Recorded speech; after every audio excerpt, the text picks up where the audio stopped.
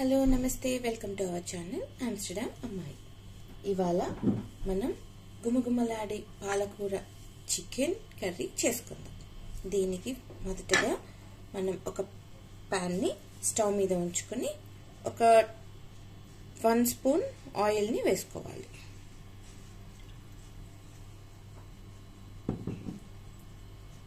Oil వేడెక్కిన తర్వాత 1 spoon జీలకర్ర,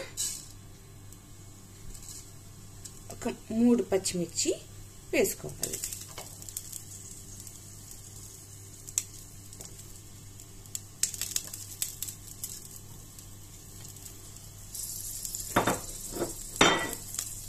వీటిని ఒక్కసారి బాగా కలుపుకొని కడిగి పెట్టుకున్న పాలకూర, నేను ఒక హాఫ్ కట్ట తీసుకుంటున్నానండి. ఈ పాలకూరని వేసేసేయాలి.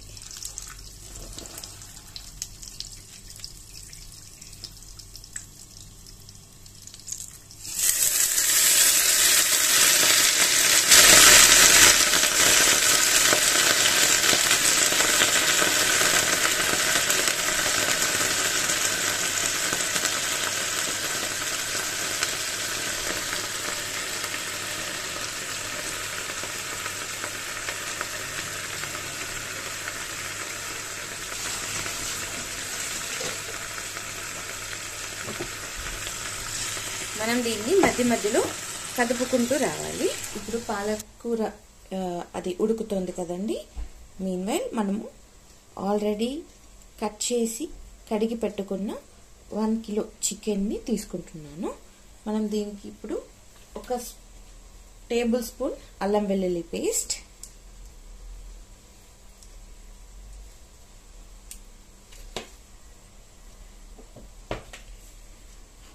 1 టేబుల్ స్పూన్ ధనియాల పొడి, 1/2 teaspoon garam masala, 1/2 teaspoon జీలకర్ర పొడి, 1/2 టీ స్పూన్ పసుపు,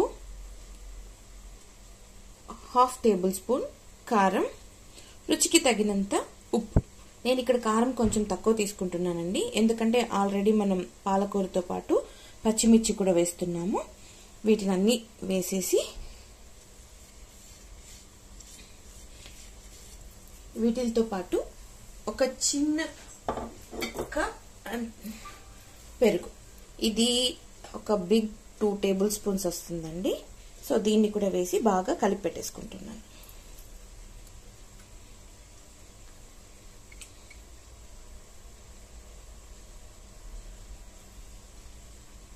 మనం మ్యారినేషన్కి ఎప్పుడు కానీ చేత్తో నీట్గా మసాజ్ చేసినట్టుగా కలిపి ముక్కలకి అన్ని మసాలాలు పట్టిస్తే టేస్ట్ అనేది చాలా బాగా వస్తుంది.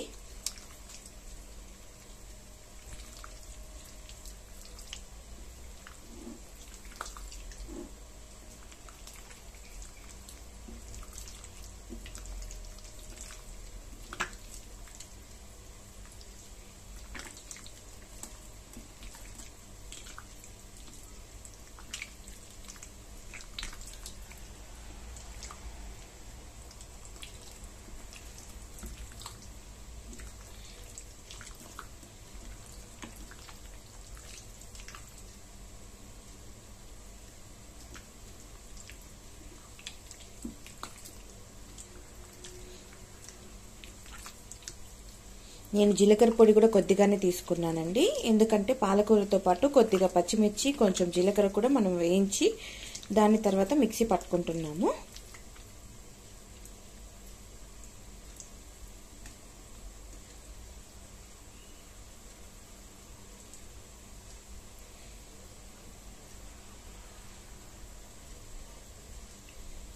సో దీన్ని ఇప్పుడు మూత పెట్టేసి పక్కన పెట్టేసుకుందాం. ఇప్పుడు మనం ఒక మీడియం సైజ్ ఆనియన్, ఒక చిన్న టొమాటో, ఒక చిన్న టేబుల్ స్పూన్ నువ్వులు, ఒక 2 టేబుల్ స్పూన్ కొబ్బరి పొడి. ఇక్కడ మాకు కొబ్బరి కంటే కూడా కొబ్బరి పొడి బాగా దొరుకుతుందండి, ఇదే చాలా టేస్టీగా ఉంటుంది.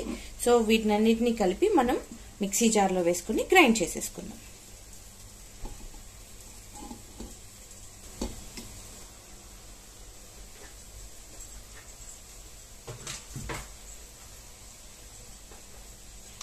ఇది గ్రైండ్ చేసేసుకుందాము. చూడండి, ఈ పాలకూర అయితే కనుక బాగా వేగిపోయింది. ఇప్పుడు దీన్ని తీసి పక్కన ప్లేట్లో పెట్టేసుకుందాం.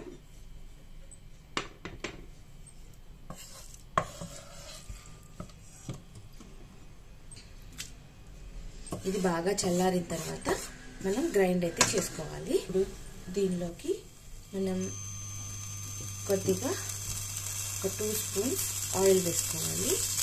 సో ఇప్పుడు పాలకూర పక్కన తీసి పెట్టుకున్న తర్వాత ఒక ప్యాన్లో 2 టేబుల్ స్పూన్స్ ఆయిల్ అయితే వేసుకోవాలండి. తర్వాత ఆయిల్ హీట్ ఎక్కిన తర్వాత ఒక 2 బే లీఫ్, ఒక 3 మరాఠీ మొగ్గ వేస్తున్నాను. వీటితో పాటు సన్నగా తరిగి పెట్టుకున్న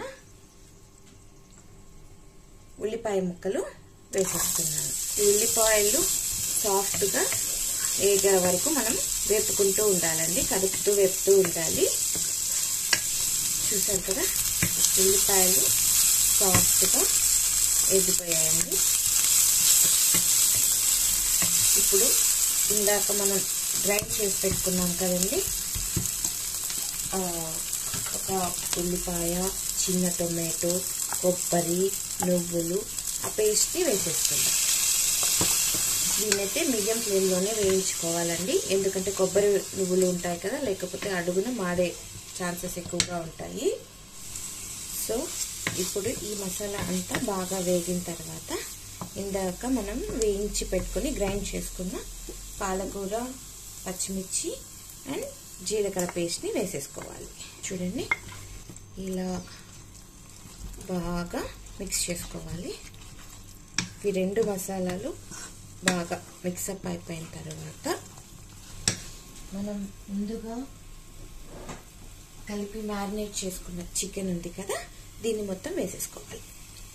దీన్ని మధ్య మధ్యలో కలుపుకుంటూ మూత పెట్టుకుని ఒక అరగంట పాటు ఉడికించుకోవాలన్నమాట.